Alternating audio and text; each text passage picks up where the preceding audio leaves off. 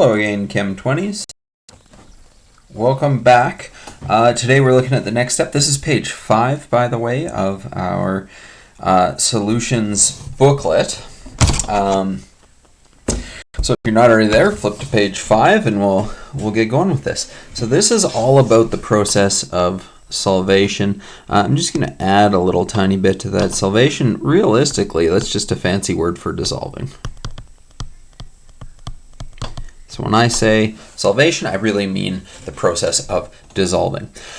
So, dissociation equations, and this is the big thing that we're looking at here, is dissociation equations show what happens when ionic compounds dissolve. I'm going to go back to a highlighter, I think.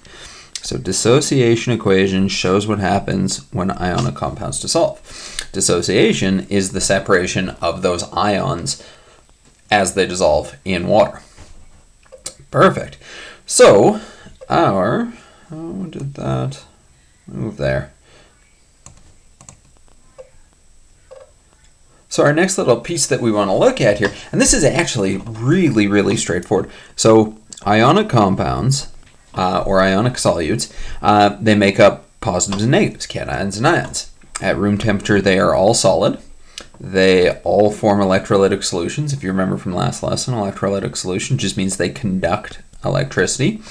They can form colored or colorless solutions. So ideally, we'll get to a point where we get a look at some of these colored and colorless solutions. And then something that's really important here is a good dissolver. So something that has high solubility in water, essentially all of it dissolves, and you'll notice this single sided arrow saying that the ionic compound as a solid is going to go pretty much in its entirety to its positive ion and its negative ion, both in the aqueous state. If we had something that was a poor dissolver, we essentially take that ionic compound. This is one where we'd see low solubility, and you'll notice the double-headed arrows here. So double-headed arrows, because some of it's going to dissolve into solution, but you're still going to be left with a big solid clump, and it's actually going to be going into and out of solution. So into its two separate ions, and then back to its ionic compound, and into, and it's going to reach a state of equilibrium where it's going back and forth between ions and the solid ionic compound. So, long story short with this is if you've got something that is a good dissolver, you use a single arrow because it's pretty much all going to dissolve when you put it into water. So, good dissolver, that's still a... There we go. Good dissolver. Use a single arrow. Poor dissolver. Use a double-headed arrow. So when we look at the two examples that we've got here, we've got sodium sulfate. So when we go through and check our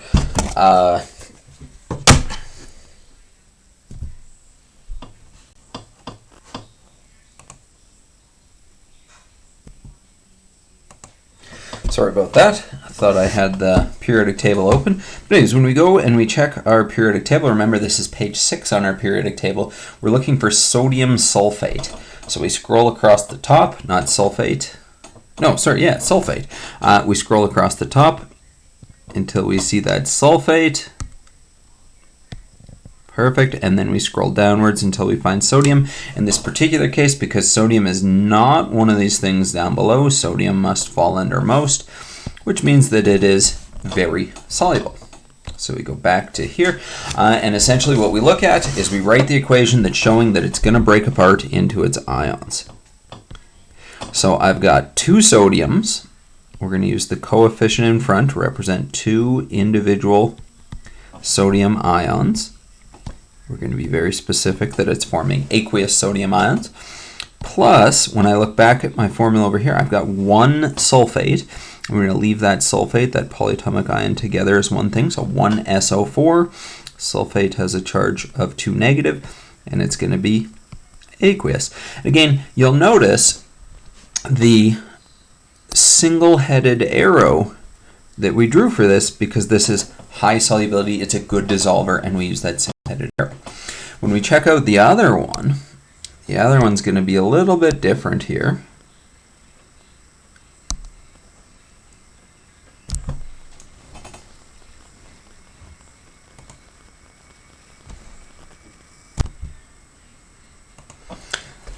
Excuse me.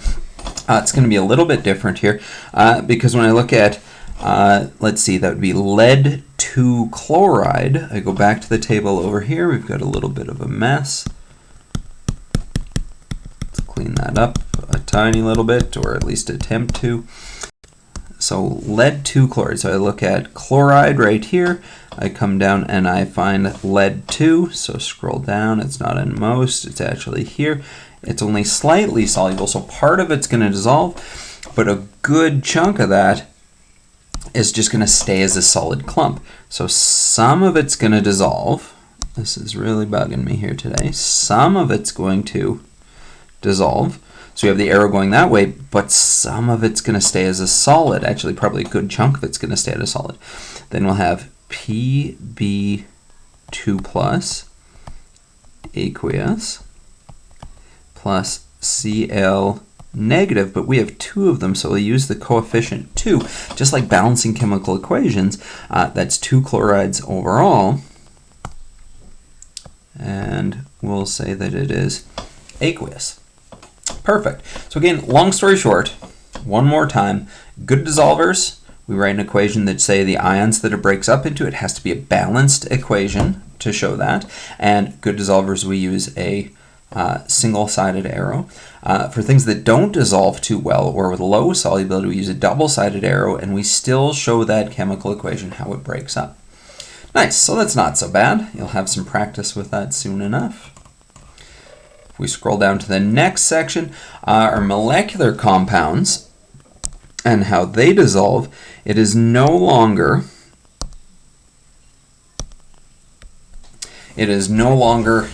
breaking up into ions because now their molecular compounds are made of molecules.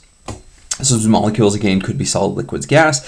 Because they break apart into individual molecules with no charges, they are non-electrolytic, or they don't conduct electricity. They typically form colorless solutions. And know that not all molecular compounds dissolve. So, for good dissolvers, we look at the molecular compound with whatever state it is in first, and it turns into individual molecules, but aqueous.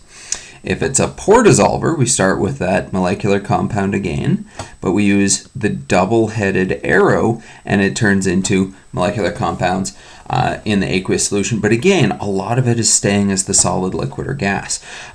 You might remember back to our bonding unit and how we could actually predict whether things will be good at dissolving in water. So if we see an OH at the end of a molecule, you might remember that that's going to form hydrogen bonds. Those hydrogen bonds, it's a polar molecule. It can dissolve in other polar molecules, especially with hydrogen bonds like water. So when I have this one, I know that this is going to be a good dissolver. Good dissolver. So I'm going to draw a single-sided arrow, and it's just going to go to CH3OH aqueous is all I'm going to put there, because it's not actually going to break up into individual atoms or individual ions or anything. It's just going to go from a bunch of CH3OH that's all clumped together in a liquid state to now being dissolved in water. But it's still going to be our CH3OH or our methanol. If we think about gasoline, gasoline is a poor dissolver. I know it's a poor dissolver because it is a non-polar molecule. It's just a whole bunch of carbons and a whole bunch of hydrogens. Non-polar molecules do not like to dissolve in polar substances. So a little tiny bit, almost none in this case realistically, is going to become aqueous, but most of it is actually going to stay in its liquid state and probably just float on top. So again, we've got that double-sided arrow, which I realize I'm making quite messy right now. That double-sided arrow. You know what? Let's start over again.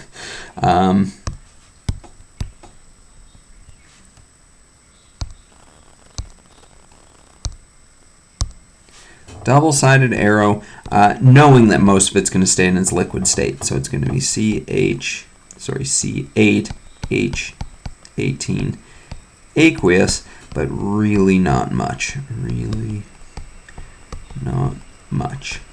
And again, the key is it kind of stays as a molecule, is some of the big things that we look at. Cool. So next little piece to check out is acids. They are molecular electrolytes. So technically, acids are molecular compounds. But they do form electrolytes.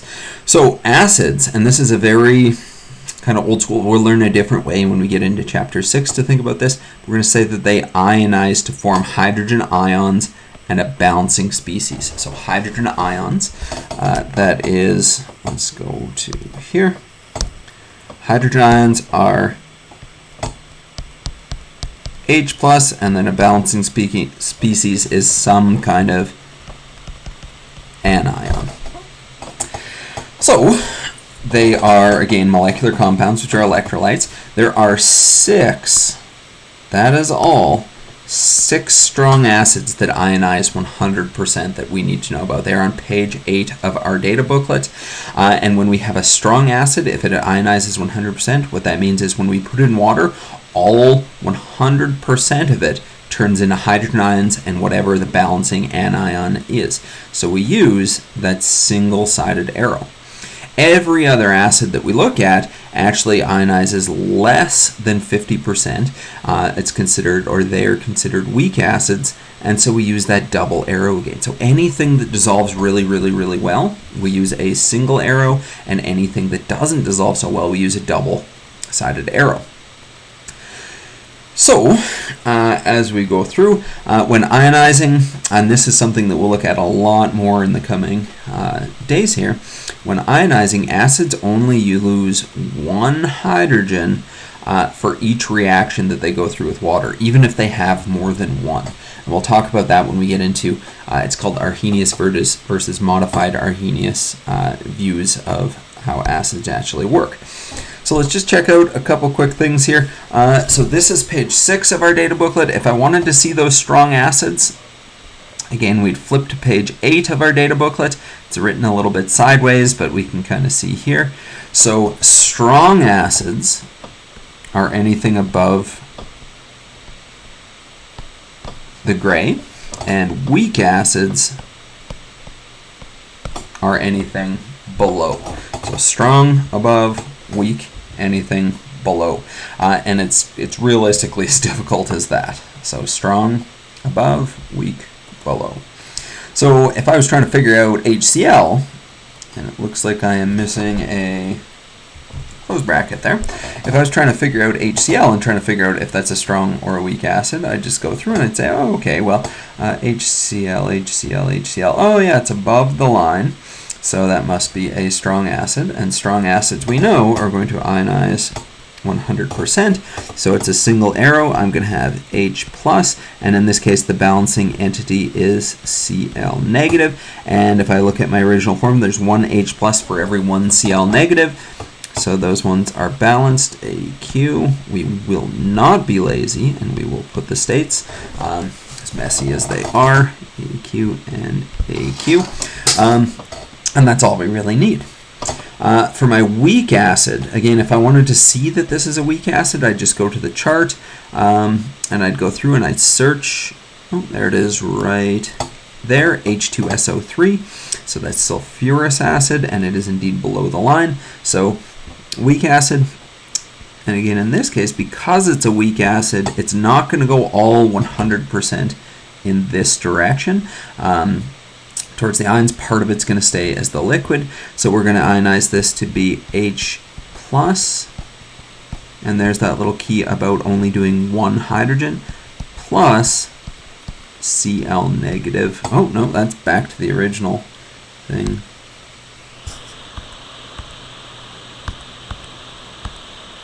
Should be HSO3 aqueous. So again, the charges should balance. I've got an overall charge of 0 on this side, or the left-hand side of the equation, so I should have an overall charge of 0 on the other side. So when I add +1 to -1, I still end up with 0. So we're keeping that in mind as we go through. Perfect.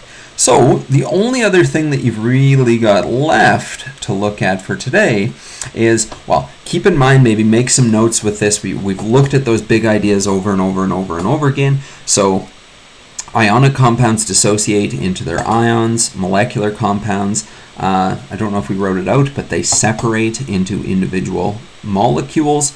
And then acids ionize into hydrogen. And then we've got things that are good at dissolving, which are strong acids, highly soluble molecular compounds, and typically polar molecules. Those we all use single-sided arrows. And then things that are bad at dissolving, so low solubility ionic compounds, non-polar molecular compounds, and weak acids, we always use the double-headed arrow. There's our summary right there. If we wanted to write these dissociation equations or these ionization equations, realistically, we just write a balanced equation that's saying it's starting with one thing and it ends up as these two ions. So your job for the next little while then is to practice the problems on page, let's see, I believe it's page 6. Yes, page 6 and page 7.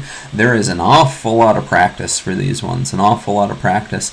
And of course, the answer key is on our Google Classroom, so please make sure you check that out. And yeah, we'll talk again soon. Bye for now.